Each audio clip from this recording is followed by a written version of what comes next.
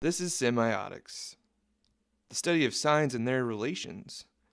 Semiotics is an important concept to understand because we use signs in all forms of communication. The signified is the mental concept being represented. In other words, the signified is the meaning or concept that is being conveyed. The signifier is the form that a sign takes. This might be a word, an expression, or a symbol. The sign is the recognizable combination of a signifier with the signified. When you look at a sign, you can understand the meaning of it. We use signs to communicate constantly. Here's a form of communication using semiotics in our everyday lives. Emojis. Emojis are an extremely popular medium of communication or signifier. Emojis are a sign that we use to communicate any feeling, like happiness, fear, or anger, over text messages. In this case, the signified remains the same, but the signifier changes from a human expression to a simple symbol that represents the same thing. My interpretation of this emoji is that it's kind of suggestive or urging you to do something like, hey, you want to go get some lunch? It's kind of flirty, fun. Usually I use it for inappropriate things or stuff like that. Maybe saying if you know what I mean, or when I use a smug face emoji, usually it's more if I'm trying to be sassy back to a person.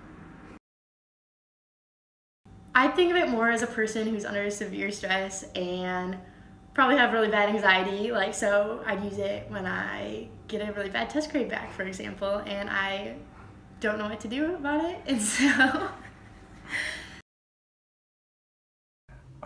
usually just relieved. If I were to put in an expression, I'd be like, whew, okay, good.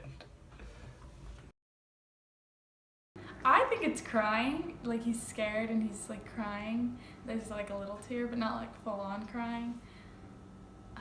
Just how some people think that the laughing emoji is crying, but I think that's laughing. But I think this one's crying and it's just really scared or taken aback. Okay, thanks. I'll be like, okay, thanks. So it's positive. Yeah, not really negative at all. Just oh, thank you. A cute little thanks. when I use the upside down smiley face, I use it in a way when I'm unsure of a situation. So I don't know if I'm happy or sad about it or whether it's right or wrong. And then when I receive it, I kind of interpret it differently. It's more they're I don't know, for some reason I think of it as they're going through something tough, but they're trying to be happy about it. And I don't know why it's different that way. But Usually I'll send it when it's something really unexpectedly bad, and I'm just I don't even know what to do right now. But you do a fake smiley face. If you ever use a fake smiley face in front of a bunch of people, Yeah.